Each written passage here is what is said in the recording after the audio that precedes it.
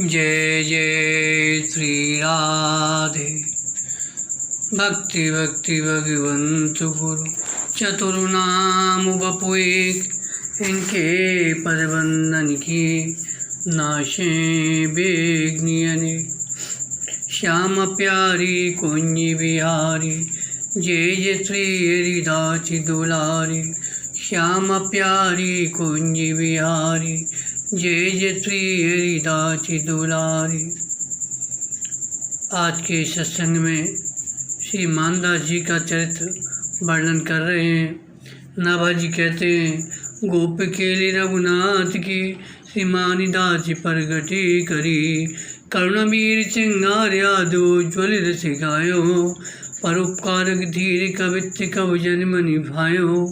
कौशलेश पद कमल आनंदा चतुव्रत लीनो, जानकी जीवन सुजस रहत निश दिन रंग भीनो। रामायण नाटक की रहस्य युक्त उक्त भाषा धरी, गोप केले रघुनाथ की श्री मानिदास प्रकट करी। श्री मानदास जी ने भगवान श्री रामचंद्र जी की गुप्त प्रकट लीलाओं का काव्य गान द्वारा गान करके भक्तों को सुनाया। श्री रामचरित्र वर्णन प्रसंग में आपने अपने काव्यों में सभी रसों का समावेश किया। आपकी कविताएं कविजनों को अत्यंत प्रिय लगती थीं। आप महान परोपकारी, धैर्यवान एवं शीलवान थे। कौशलेंद्र भगवान श्री रामचंद्र जी के श्री चरण कमलों की अनन्य भाव से सेवा करने का आपका दृढ़ व्रत था।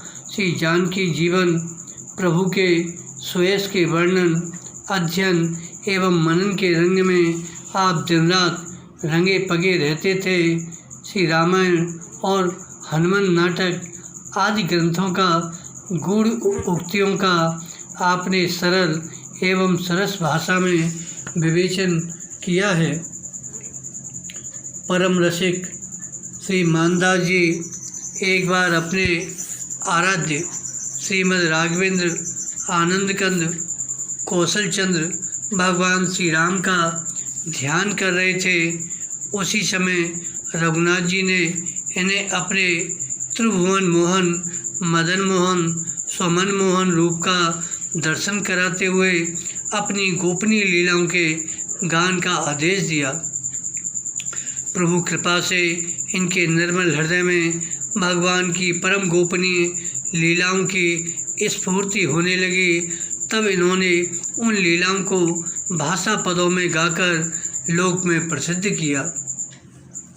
एक बार एक गरीब ब्राह्मण ने आपसे अपनी कन्या के ब्याह के लिए धन की याचना की, तो आपने श्री ठाकुर जी के चांदी के पार्षद बेचकर ब्राह्मण को धन दिया।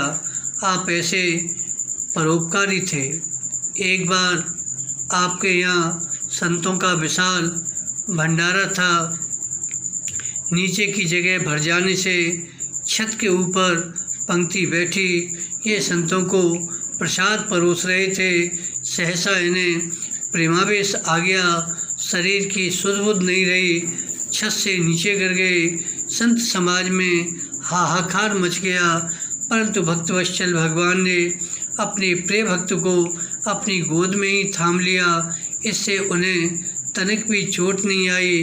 प्रभु कृपा का यह चमत्कार देखकर सब लोग इनके आराध्य श्री राम और इनकी जय जयकार करने लगे। अब श्री गिरधर जी का चरित्र वर्णन करते हैं। नाभाजी कहते हैं, श्री वल्लभ जो के वंश में सुरतर गिरधर भ्राजमान। आर्थ धर्म काम मोक्ष भक्ति अन पायनी दाता। हस्तामल श्रुत ज्ञान सबई शास्त्रन के ज्ञाता। परचर्या ब्रजराज कुंवर के मन को कर से। दर्शन परम पुनीत सभातन अमृत वर्षे। विठलेश नंदन स्वभाव जब को नहीं था समान। श्री वल्लभ जू के वंश में सुरतर गिरधर भ्राजमान। पुष्ट मार्गीय श्री वल्लभाचार्य जी के वंश में श्री गिरधर लाल जी महाराज कल्प वृक्ष के समान शोभायमान लगते थे। आप शरणागत भक्तों को अर्थ, धर्म, काम, मोक्ष और अचल श्री हरिभक्ति के दाता थे। आपको वेद शास्त्रों का संपूर्ण ज्ञान हाथ में आंवले की तरह प्रत्यक्ष था। आप सभी शास्त्रों के ज्ञाता थे। आपकी पूजा पद्धति ब्रजराज कुंवर भगवान श्री कृष्ण के मन को आकृष्ट करने वाली थी। आपके दिव्य दर्शन से लोग पवित्र हो जाते थे। भक्तों की सभा में विराजमान होकर जब आप श्री कृष्ण कथा को कहते थे तब ऐसा लगता था मानो प्रेमामृत की वर्षा हो रही है। गोस्वामी श्री विट्ठलनाथ जी महाराज के सुपुत्र श्री गिरधर लाल जी महाराज के समान सरस, शीतल एवं कोमल स्वभाव वाला संसार में कोई नहीं हो सकता। श्री गिरधर लाल जी का एक शिष्य था। वह जाति का वैश्य था। उसके पास अपार संपत्ति थी। वह खूब गुरु गोविंद की सेवा करता था, परंतु समय के फेर से उसका सारा धन नष्ट हो गया और कुछ दिन बाद उसका गोलोकवास हो गया। उसके एक पुत्र था। उसके हृदय में भी भक्ति के संस्कार थे, परंतु धन का सर्वथा अभाव होने से वह अपने पिता की भांति श्री गुरु गोविंद की धन से सेवा नहीं कर पाता। इस बात का उसे हार्दिक दुख था। एक दिन उसने श्री गिरधर लाल जी के पास आकर अपना दुख निवेदन करते हुए प्रार्थना की, प्रभु आपकी कृपा से मेरे पिता के पास तो अपार धन था, इससे वे खूब संत भगवंत की सेवा करते थे, परंतु मैं तो ऐसा अभागा निकला कि मुझे पेट भर खाने को भी नहीं मिलता। आप तो साक्षात कल्पवृक्ष हैं, जिसके पास से कोई भी निराश नहीं जाता। अतः आप मुझ पर भी ऐसी ही कृपा करें, जिससे मैं भी अपने पिता की कीर्ति को अक्षुण्ण रखते हुए संत भगवंत की सेवा करूं। निरंतर मेरे हृदय को दारिद्र्य दग्ध करता रहता है। परम दया में श्री गिरधर लाल जी उस वैश्य पुत्र की दीनता देखकर द्रवीभूत हो गए और उसे श्री श्रीनाथ जी के भजन का उपदेश देते हुए विश्वास दिलाकर बोले कि प्रभु कृपा से बहुत शीघ्र तुम्हारी दरिद्रता दूर हो जाएगी। सचमुच थोड़े ही दिनों में वह श्री हरि गुरु कृपा से धन धान्य से संपन्न हो गया। कृपा के इस प्रत्यक्ष चमत्कार से चमत्कृत होकर वह वैश्य बड़ी उदारतापूर्वक गुरु गोविंद की सेवा करने लगा। इस सेवा के प्रताप से उसके मन में भगवान के दर्शनों की उत्कंठा जगी। एक दिन उसने श्री गिरधर लाल जी से अपने मन का भाव कह सुनाया और भगवत साक्षात्कार का उपाय पूछा। आपने सहज भाव से कहा, प्रभु तो प्रेम से ही मिलते हैं, अतः प्रेम पूर्वक भगवान की सेवा करो, उनके नाम गुणों का संकीर्तन करो। उसने पूछा, प्रभु प्रेम के क्या लक्षण हैं? आपने कहा, जब भगवान के नाम रूप का स्मरण होते ही आँखों से अश्रुपात तथा शरीर में रोमांच होने लगे, वाणी गदगद हो जाए, कंठ अवरुद्ध हो जाए, तो उसे प्रेम की दशा समझनी चाहिए। ऐसी दशा पर रीझ कर ही भगवान भक्तों को दर्शन देते हैं। वह वैश्य बहुत दिन तक सेवा पूजा संकीर्तन करता रहा, परंतु कभी भी उसकी आंखों में न तो आंसू आए, न शरीर में रोमांच हुआ, न कोई प्रेम के अन्य लक्षण ही दिखाई पड़े। तब तो वह बहुत उदास होकर एक दिन श्री गिरधर लाल जी के पास आया और अति दीन होकर उन्हें अपनी मनोव्यथा सुनाई। उसकी सरलता, निष्कपटता तथा दीनता पर रीझ कर श्री गिरधर लाल जी ने उसे छाती से लगा लिया और उसकी आंखों से झरझर अश्रुपात होने लगा। उनके इस प्रेम का प्रभाव उस वैश्य पर भी पड़ा। उसके भी नेत्र सजल हो गए, शरीर पुलकायमान हो गया। उसी समय श्री ठाकुर जी ने साक्षात प्रकट होकर गुरु शिष्य दोनों को दर्शन दिया, परंतु वह वैश्य अभी अच्छी तरह दर्शन नहीं कर पाया था कि ठाकुर जी अंतर्ध्यान हो गए। तब तो वह बहुत व्याकुल होकर आर्तनाद करने लगा, रोने लगा। उसकी करुणा आपसे देखी नहीं गई। आपने पुनः दर्शन देने की प्रार्थना भगवान से की तो प्रभु ने कहा, इस वैश्य के द्वारा एक महद अपराध होता है, इसलिए यह पुनः पूर्ण रूप से मेरा दर्शन नहीं प्राप्त कर सकता है। श्री गिरधर लाल जी ने कहा, जय जय प्रभु, वह कौन सा महद अपराध है? हो सकता है यह अल्पज्ञ जीव अनजान में उसे करता हो और जान लेने पर न करे। श्रीनाथ जी ने कहा, इसकी पत्नी का वैष्णव सेवा में बड़ा भाव है, परंतु यह उसे डांटता फटकारता रहता है, उसे वैष्णव सेवा नहीं करने देता है, यही इसका महाअपराध है। यह सुनकर वैश्य ने तत्काल प्रतिज्ञा की, अब मैं कभी भी ऐसी भूल नहीं करूँगा। मैं नहीं जानता था कि संतों की इतनी महिमाएं और प्रभु संतों पर इतना प्यार करते हैं। अब तो हम स्वयं संतों की सेवा करेंगे और पत्नी को भी बेरोक टोक संत सेवा करने देंगे। जब वैश्य ने इस प्रकार प्रतिज्ञा की, तब भगवान ने पुनः प्रकट होकर दर्शन दिया। श्री गिरधर लाल जी की कृपा से वैश्य को सहज में भगवत दर्शन हो गए। तभी तो श्री नाभाजी ने सुरतर गिरधर विराजमान ऐसा कहा। अब श्री गोस्वामी गोकुलनाथ जी का चरित्र वर्णन करते हैं। नाभाजी कहते हैं, श्री वल्लभ जू के वंश में गुणनिधि गोकुलनाथ यति उदत सदा अक्षोभ से सुंदर मिति भाषी गुरबत्तन गिरिराज भलप्पन सब जग साक्षी बिट्ठिलेज की भक्ति भयो बेला दृढ़ता के भगवत तेज प्रताप नमित नरवर पद जाके निर्विले के आशय उदार भजन पुण्य गिरधरन रते। श्री वल्लभ जू के वंश में गुणनिधि गोकुलनाथ यति। श्रीमद् वल्लभाचार्य जी के वंश में श्री गोकुलनाथ जी सद्गुणों के निधान थे। वे क्षुभित न होने वाले समुद्र के समान अविचल गंभीर तथा सहज सुंदर थे। सर्वदा मधुर सत्य एवं आवश्यकता अनुसार बोलने वाले थे। आपका विशाल सुंदर एवं दिव्य शरीर श्री गिरिराज गोवर्धन के समान दर्शनीय था। सारा संसार आपके भलप्पन का साक्षी है। आप अपने पिता श्री विट्ठलनाथ जी के भक्ति समुद्र की सीमा बांधने वाले सुदृढ़ किनारे के समान थे। आप भगवत विभूति थे, बड़े तेजस्वी एवं प्रतापी थे।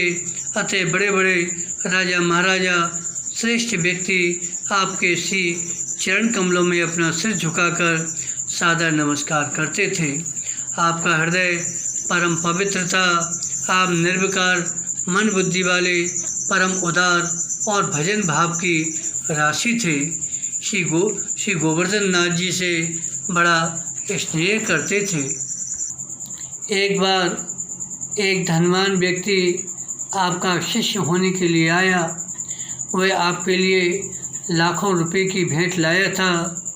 उस समय आपने उससे जिस चतुराई से बात की, श्री भक्तमाल के टीकाकार प्रियादास जी कहते हैं कि आपकी उस बोलन की चतुराई पर मेरी बुद्धि एकदम रीझ गई। उस धनवान को इस बात का अभिमान था कि गोसाई जी को 1 लाख की भेंट देने वाला कोई शिष्य नहीं मिला होगा। श्री गोकुलनाथ जी उसके अपमान को जान गए। अतः उन्होंने बड़ी ही चतुराई से पूछा, तुम्हारा कहीं प्रेम है? उसने सेखी में आकर वैराग्य दिखाते हुए कहा, मेरा कहीं प्रेम नहीं है। पर तो आपने बड़ी युक्ति से कहा, जब तुम्हारे हृदय में प्रेम का अंकुर ही नहीं है तो तुम भगवान से कैसे प्रेम करोगे? अतः हम तुम्हें मंत्र नहीं दे सकते। उसने बार बार दक्षिणा की ओर श्री गोकुलनाथ जी का ध्यान आकृष्ट किया कि महाराज, मैं तो बड़ी आशा से आया हूँ, आप मुझे अपनाएंगे और मेरी भेंट को अंगीकार करेंगे। ऐसा कहकर उसने मोहरों की थैलियाँ उनके सामने उड़ेल दी।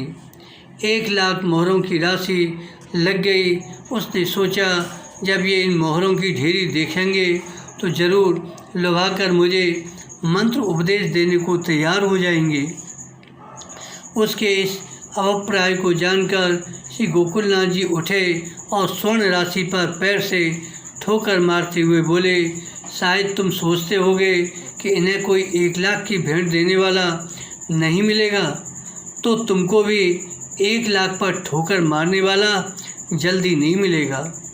फिर तो वह धनिक बहुत लज्जित हुआ, बहुत रोया, गिड़गिड़ाया, परंतु आपने उसे नहीं अपनाया।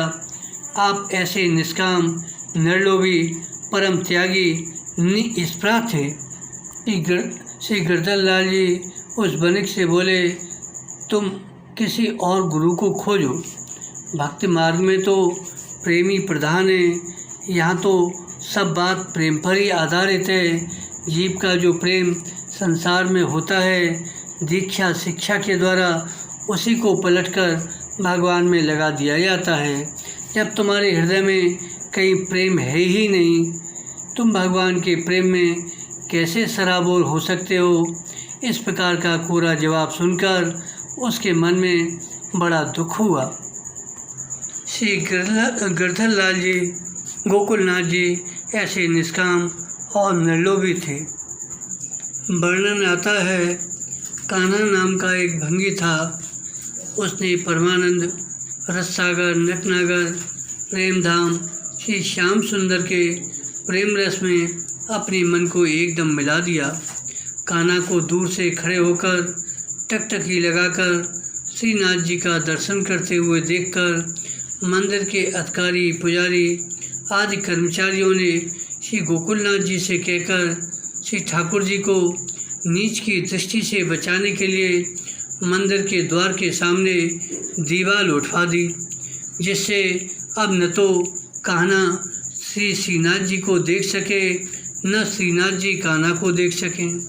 तब रात्रि में परम प्रवीण श्री श्रीनाथ जी ने स्वप्न में कान्हा से कहा कि इस नई दीवार की ओट मुझे बहुत कष्ट दे रही है, अतः तुम श्री गोकुलनाथ जी से शीघ्र कहो कि बहुत जल्दी इस दीवार को हटवा दें, जिससे मैं बिच्छू कुंड की शोभा का दर्शन कर सकूं। प्रातःकाल होने पर कान्हा मन में जब स्वप्न की बात का विचार करने लगा तो उसकी हिम्मत छूट गई।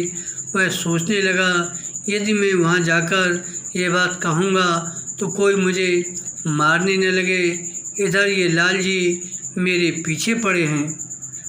इसी प्रकार प्रेम प्रवीण श्रीनाथ जी 3 दिन तक लगातार स्वप्न में कान्हा को आज्ञा देते रहे। तब कान्हा ने विचार किया, इसमें मेरा बस ही क्या है, लगता है कि मुझे श्री गोसाई गोकुलनाथ जी से बिना कहे काम नहीं चलेगा। अतः कान्हा हिम्मत करके श्री गोसाई जी के द्वार पर गया।